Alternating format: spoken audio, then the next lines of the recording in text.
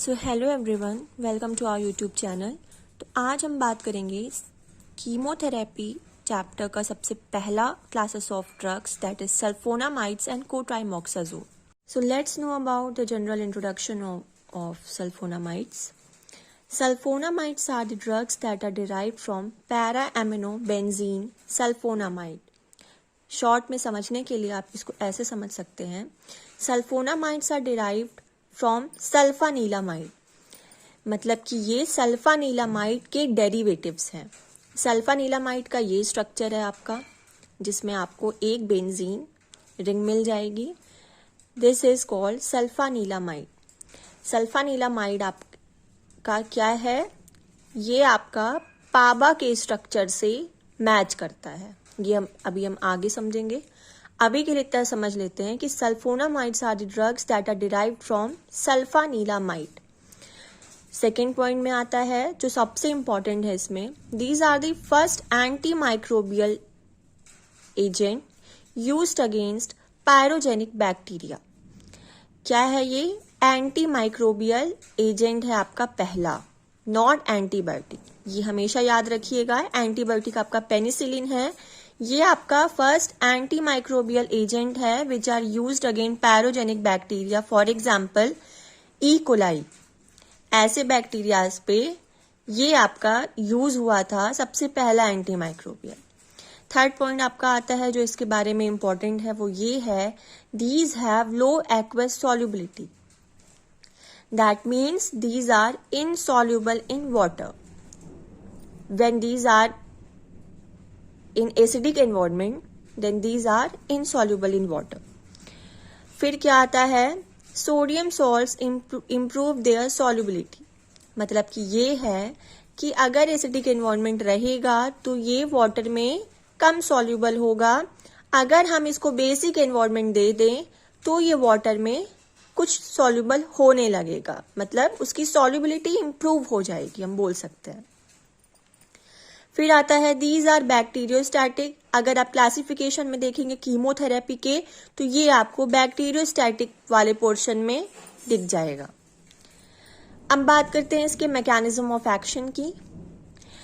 They act by inhibiting folic acid synthesis. इसका जो एक मेन है, जो आप एक लाइन में हमेशा याद रख सकते हैं, वो ये है कि ये आपका फॉलिक एसिड की सिंथेसिस को रोक देता है। जब ये मेडिसिन, ये ड्रग हम देते हैं किसी को, तो वहाँ उसके बॉडी में, उस पर्सन के बॉडी में जितने भी माइक्रोब्स हैं वो कैसे सरवाइव करते हैं। जो मेन है आपका जेनेटिक मटेरियल है, चाहे वो ह्यूमन बींग्स के लिए हो, चाहे वो किसी भी माइक्रोब्स के लिए हो, जेनेटिक मटेरियल को बनने के लिए फॉलिक एसिड की जरूरत पड़ती है। तो ये फॉलिक एसिड हमारा जो माइक्रोब है वो सिंथेसाइज करता है, जिसकी वजह से वो आगे चल के अपना एमिनो एसिड की सिंथेसिस करे, या प्यूरिन या पायरिमिडिन, जिससे आपका डीएनए या आरएनए बन रहा है, जेनेटिक मटेरियल बन रहा है, उसकी सिंथेसिस करता है with the help of this folic acid. तो अब हमारा टारगेट क्या है? हमारा टारगेट है कि हम इस फॉलिक एसिड सिंथेसिस को रोक दें। वो कैसे करेंगे? हमारी ड्रग इसी पे काम करती है। अब इसके मेनली दो मैकेनिज्म ऑफ एक्शन है, चलिए पहले इसको समझ लेते हैं।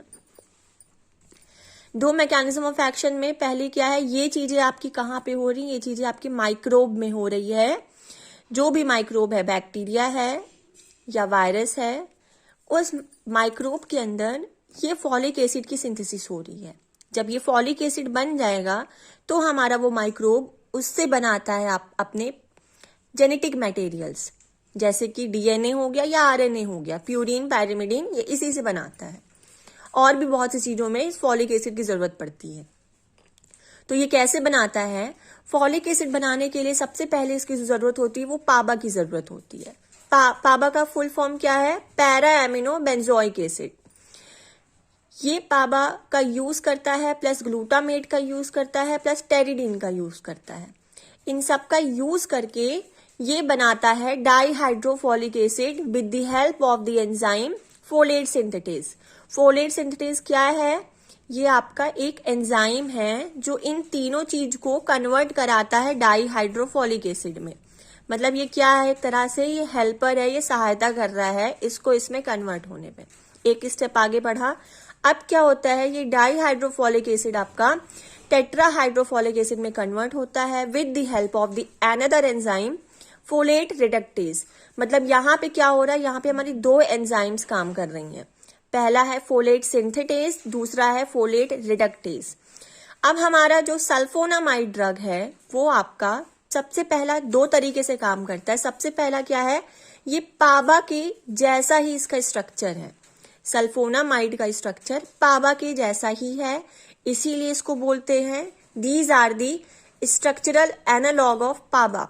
मतलब कि इसका स्ट्रक्चर सिमिलर है पाबा के।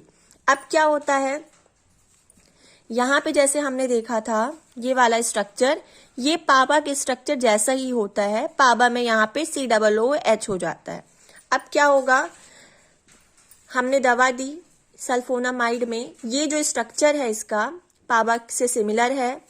ये मेडिसिन जाके पाबा से कॉम्पिटिटिवली जाके बाइंड हो जाएगी। पाबा को हटा के पाबा से कंपटीशन करेगी, पाबा को हटा के यहाँ पे खुद पे बाइंड हो जाएगी।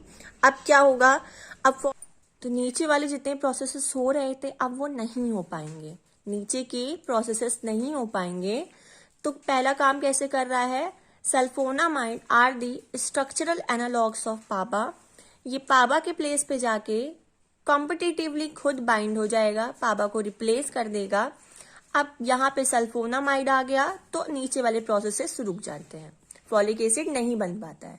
दूसरा मैकेनिज्म ऑफ एक्शन क्या है, साथ में ये जो एंजाइम है फोलेट सिंथेटेज, इस पे भी जाके अपना एक्शन दिखाता है, इसको रोक देता है, इसको इनहिबिट कर देता है। जब फोलेट सिंथेटेज नहीं होगा तो ये वाला जो प्रोसेस था डाईहाइड्रोफोलिक एसिड जो बन रहा था वो नहीं बन पाएगा, जिसकी वजह से फोलिक एसिड की सिंथेसिस नहीं हो पाएगी। समझ में, मेन आपका क्या था, टेट्रा हाइड्रोफोलिक एसिड बनना था, यही आगे चल के आपका एमिनो एसिड, प्यूरिन, पायरिमिडीन और बाकी जेनेटिक मटेरियल्स के सिंथेसिस करा रहा था। तो अगर हम ये वाले स्टेप्स को रोक देंगे तो ये नहीं बन पाएगा और बैक्टीरिया हमारा बिना जेनेटिक मटेरियल के सरवाइव नहीं कर सकता है, वो और ज्यादा अपने मल्टीप्लिकेशन नहीं कर पाएगा, उसकी ग्रोथ रुक जाएगी, अपने जैसे और ज्यादा वायरसेस और ज्यादा माइक्रोब्स को नहीं बना पाएगा। समझ में आया। इसके बाद आता है आपका सल्फोनामाइड्स जो हैं पस या टिश्यू एक्सट्रैक्ट जहाँ पे रहेगा वहां पे कम इफेक्टिव होते हैं, क्योंकि पस में बहुत ज्यादा पाबा रहता है, पाबा की क्वांटिटी बहुत ज्यादा रहती है। तो सल्फोनामाइड्स जो है इतना ज्यादा रिप्लेस नहीं कर पाता, कॉम्पिटिटिवली रिप्लेस नहीं कर पाता पाबा को, और वहां पे ये कम इफेक्टिव हो जाता है। फिर बात करते हैं फार्माकोकाइनेटिक्स की। These are well absorbed orally. अगर हम ओरली देते हैं तो इसका एब्जॉर्प्शन अच्छे से हो रहा है और इसका वेल डिस्ट्रीब्यूशन भी होता है पूरे बॉडी में। और साथ में जो ये बात है कि ये आपका प्लेसेंटल बैरियर को क्रॉस कर सकता है, मतलब कि ये फीटस में, अगर कोई प्रेग्नेंट मदर है तो फीटस में ट्रांसफर हो सकता है प्लेसेंटल बैरियर को क्रॉस करके। और साथ में ये आपके ब्रेन में भी जा सकता है, ब्रेन को क्रॉस, ब्लड ब्रेन बैरियर को क्रॉस करके ब्रेन में भी एंटर कर सकता है। मेटाबॉलिज्म की बात करें तो मेन इसका मेटाबॉलिज्म एसिटाइलेशन के थ्रू होता है। अब इसके एडवर्स इफेक्ट्स की बात करते हैं। एडवर्स इफेक्ट्स में जो मेन आपका देखा जाता है, वैसे है तो सारे मेन, जो मेन देखा जाता है वो होता है स्टीवन जॉनसन सिंड्रोम में बहुत ज्यादा स्किन एलर्जिक रिएक्शंस देखने को मिल जाते हैं। मतलब ये एक स्किन डिसीज है जो कि कोई भी ऐसे एंटीबायोटिक्स खाने की वजह से होता है। स्किन पे बहुत ज्यादा रेड पैचेस हो जाते हैं। And the next one is kernicterus. ये आपका न्यू बॉर्न में देखा जाता है। न्यू बॉर्न, जैसे मैंने बताया था, ये प्लेसेंटल बैरियर को भी क्रॉस कर देता है, तो न्यू बॉर्न बेबीज में देखा जाता है। वहां पे क्या होता है, बिलिरुबिन का अमाउंट बहुत ज्यादा हो जाता है, जिसकी वजह से क्या होता है, हो सकता है कि ऐसे बेबीज में ब्रेन का डेवलपमेंट भी स्लो हो जाए और बहुत ज्यादा उन्हें इरिटेशन होती है और भी बहुत चीजें अफेक्ट हो जाती हैं इस एंटीबायोटिक की वजह से। Now another one is acute haemolysis in glucose 6 phosphatase deficiency patient. इसमें क्या है, ग्लूकोज 6 फॉस्फेटेज एक एंजाइम होता है जो कि रेस्पॉन्सिबल होता है रेड ब्लड सेल्स को मेंटेन करने में, मतलब कि ये एक गुड एंजाइम है। अभी क्या होगा, अगर किसी पेशेंट में due to any genetic reason ये वाला एंजाइम की डेफिशिएंसी हो जाएगी, मतलब वो कम हो जाएगा, तो क्या होता है, वो आरबीसी को प्रोटेक्ट नहीं कर पाएगा, आप उसको मेंटेन नहीं कर पाएगा, और वहां पे आरबीसी का डिस्ट्रक्शन होने लगेगा, मतलब आरबीसी का हीमोलिसिस होने लगेगा, जिसकी वजह से ऐसे पेशेंट में रेड ब्लड सेल्स की कमी आ जाती है। अब आता है एलर्जिक रिएक्शंस, जो सबको पता है कौन कौन सी चीजें होती, जैसे स्किन रैशेस वगैरह होने लगते हैं। फोटोटॉक्सिसिटी, फोटोटॉक्सिसिटी का मतलब होता है ऐसे पेशेंट को, फोटोटॉक्सिसिटी का मतलब होता है कि ऐसे पेशेंट जो हैं लाइट से बहुत ज्यादा उनकी सेंसिटिविटी इंक्रीज हो जाती है, बहुत ज्यादा लाइट होगी तो उन्हें देखने में प्रॉब्लम होगी। फिर आता है क्रिस्टल यूरिया। क्रिस्टल यूरिया क्या होता है, चलिए इसको समझते हैं। हमने भी देखा था कि जो मेटाबॉलिज्म होता है सल्फोनामाइड्स का, वो मेनली एन एसिटाइलेशन की वजह से होता है, उसके थ्रू होता है। अब क्या हो रहा है, इसके थ्रू जो मेटाबॉलिज्म होता है उसका जो मेटाबोलाइट, जो एंड प्रोडक्ट या बाई प्रोडक्ट जो आता है, वो हमारा एसिडिक पीएच में कम सॉल्युबल होता है एक्वेस में। हमने जनरल इंट्रोडक्शन में भी देखा था ये चीजें, यहाँ पे have low aqueous solubility, insoluble in water at acidic pH. जब इसका मेटाबॉलिज्म हो जाता है तो ये जाता है कहाँ पे, ये एक्सक्रीट होता है थ्रू यूरिन। तो अब क्या है, जो मेटाबोलाइट है वो कम सॉल्युबल है एक्वेस में एट एसिडिक पीएच, तो क्या होता है, ऐसे पेशेंट की यूरिन में छोटे छोटे क्रिस्टल्स देखने को मिलते हैं। ये क्रिस्टल्स क्या हैं, ये क्रिस्टल्स यही ड्रग्स हैं जो कम सॉल्युबल थी, those were less soluble in water, तो ये एज इट इज एक्सक्रीट हो जाती हैं थ्रू यूरिन, और ऐसे पेशेंट के यूरिन में छोटे छोटे क्रिस्टल्स देखने को मिलते हैं।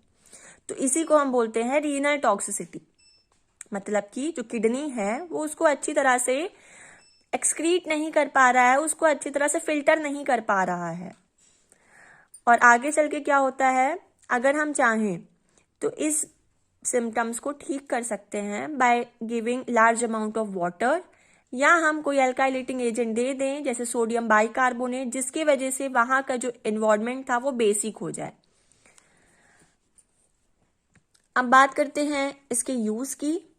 यूज में मेनली ये these are used in urinary tract infection, ऐसे इन्फेक्शन जो यूरिनरी ट्रैक्ट के होते हैं।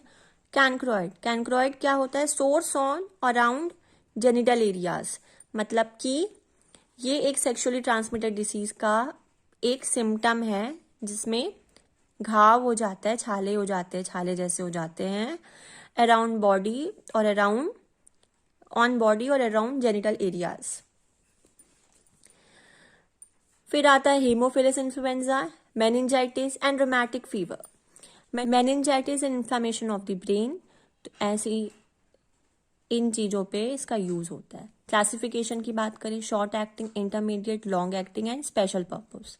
शॉर्ट एक्टिंग आपका 4 to 8 आवर का है, इंटरमीडिएट 8 to 12 का है, लॉन्ग आपका अप टू 7 days का है। क्लासिफिकेशन में शॉर्ट में सल्फाडायाजीन है, इंटरमीडिएट में सल्फामेथॉक्साजोल, सल्फामोक्साजोल, दोनों एक जैसे ही प्रोनाउंस कर रहे हैं। लॉन्ग एक्टिंग में सल्फाडॉक्सिन है, स्पेशल पर्पस में सिल्वर सल्फाडायाजीन, सल्फासीटामाइड, सल्फासैलाजीन। याद करने के लिए शॉर्ट में आप आई मतलब अल्फाबेटिकली देखिए, आई पहले आता है। लॉन्ग एक्टिंग में ओ अल्फाबेटिकली आपका बाद में आता है, तो आई पहले आ रहा है तो मतलब ये आपके स्टार्टिंग में शॉर्ट एक्टिंग में यूज हो रहा है। लॉन्ग में मतलब बाद में आ रहा है, तो लंबे टाइम बाद आ रहा है, तो लॉन्ग में आपका सल्फाडॉक्सिन हो गया।